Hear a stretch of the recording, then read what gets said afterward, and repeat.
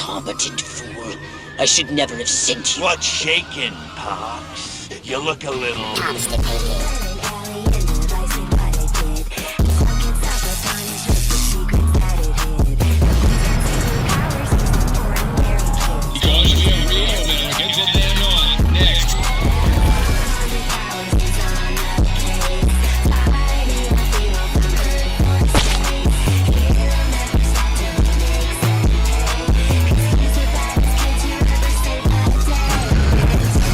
Mubarak everyone, and welcome back to Let's Talk Gaming, the show where we give you a rundown of the latest and greatest games on the market for your viewing pleasure. 2020 is shaping up to be the year of remakes as we step into a new decade of innovation. Game developers are using this new era of technology to put a fresh new coat of paint on our nostalgia. Resident Evil 3, the Battle for Bikini Bottom, the upcoming 13 remake, and now, Destroy All Humans. Now, I'm gonna keep this video short because this game undoubtedly gets a nostalgic seal of approval, as it's one of the most faithful recreations I've ever seen in video game form. It takes everything from the previous game and just makes it better, figuratively and literally. One thing to bear in mind though, it's not a complete reimagining like the Resident Evil games. It plays like a modern game now, but it feels like a game made back in 2005, only polished with a new coat of paint. That isn't a bad thing though, that's why this game feels like a classic. Destroy All Humans is like a best hits compilation from all your favorite science fiction movies, where intergalactic space aliens take over Earth. Oh, but this time, you play as the alien. What a twist! Because of that, I can sum up the story in just a few words. Alien crash ship, human capture alien, alien mad, alien destroy human. Boom, there is the title. So if you take the story into consideration, it really doesn't matter because the destruction of the Homo sapien kind is the selling point for this game. Because this game still manages to capture the charm of a Steven Spielberg or Robert Zemeckis film, while also putting in the smart comedic material like those cartoons you used to watch back in the day. And trust me, it gets really funny. Don't get mad, get sadistic. I think this calls for the Jumbo Pro.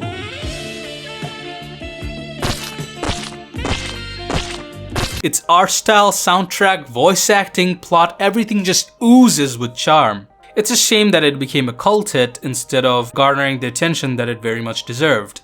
But how does it play? Well, it kinda plays like Saints Row, kinda like a stealth game, kinda like Crackdown, kinda like Just Cause. It's a very specific kind of playstyle. The only way I can properly describe it would be it plays like a game made in 2005.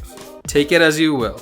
Back in those days, it was all about having fun. There was no set genre for anything. It was just, whatever's fun, just put it in the game. And that's the kind of mentality that's missing from modern day video games. That's why a game like Destroy All Humans feels so nostalgic and fond. And that's a good thing. The game is split up into missions tasked by your Furon overlord to strategically overthrow the human populace. Although, in a game called Destroy All Humans, the invasion only happens in America. Wait, it's all America? Always has been. The game is designed as a parody of the Cold War era alien invasion films. Back when America hated Russia and communism because it's not the American way. America. This game makes a total joke of that, at America's expense of course. But it actually leads to a lot of funny jokes. Mr. Mayor, I've lived in this town all my life, and I voted for you twice in the last election. Now I'm entitled to a gall-darn answer. If they ain't nothing going on here, how come all my cows is glowing like lightning bugs? What you say to that, whippersnapper? You want to know what's been going on around here? I'll tell you what's been going on around here. Communism, that's what. Yeah, that's right. Give it up. Let's hear it from me. Suckers. Also, the women in this game look like Victoria's Secret models and have the brains the size of a peanut. Okay, that last part applies to everyone in this game, but for the women, especially. La la la la la. And lots of wavy hair like Libera. Wait a minute. Where am I? This sure doesn't look like the pie eating contest. Uh-oh. Uh-oh! What's happening? Oh, God, please, no. Oh, it tickles. It's program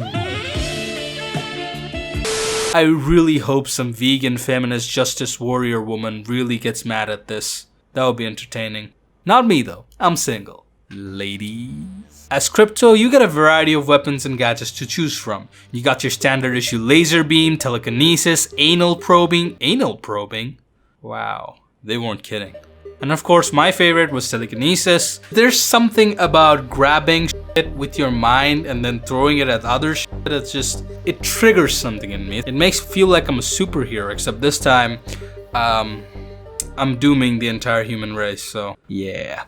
Your gadgets consist of a jetpack, mind reader, hologram cloning device, brain extractor, and a command module, which can make any human obey your every word like it's the word of Jesus. And last but not least, your very own flying saucer. This thing is Armageddon on wings. Actually, it's not wings because it's technically a hovering spacecraft using electromagnetic waves. You know what? Forget it. Destruction, baby! This is a good time to point out that the destruction in this game is on point. It's a perfect complement that goes well with your flying space machine of death. It has a mega laser beam. It can also use magnetic fields to grab onto things and throw it at other things. It's like the powers Crypto has, but way bigger in proportion. The remake has new additions too. The death ray that shoots underneath the spacecraft, taken straight from Independence Day. And it still didn't bring Elvis back. Now, after every mission, you can upgrade these abilities from the mothership. You can do that by collecting Furon DNA from human brains and mission passes. It's nothing really unique though, just a neat thing to have. Okay, now, let's get into the problems with this game. And luckily enough, the list is pretty short, so don't worry. The remake has new cutscenes made from scratch to give off that cinematic feel. Technology wasn't so good back in 2005 to make animations like these, and that's one of the major selling points for this remake. It does wonders for storytelling. It just makes the game 10 times better. But there's one slight issue. It didn't redo the voice acting. The voice tracks are the same tracks from the original game. Yes, they are polished up and redoing all the voice lines would be a tedious task, but oftentimes when I was looking at the cutscenes, it felt like the original delivery doesn't work with these updated cutscenes. It's like I'm watching the audio and the cutscene out of sync. It might just be my own issue, but hey, just take a look at a cutscene by yourself and then decide on your own. Let me tell you something, Pox. You're a smart cookie. But there's a time for thought, and there's a time for action. And this is one of those times. Which? The second one. And the second issue, which is The second one. last one, the stealth. It was meh. In a game titled Destroy All Humans, I want to destroy all humans, not walk around disguised as a weak human with a weak brain and weak legs. The moments are usually short and meant to fill you in on the context of your mission. At least that makes it bearable, but I just let out a groan whenever I had to do it. It's fun to listen to the voice lines, but the stealth parts are still meh.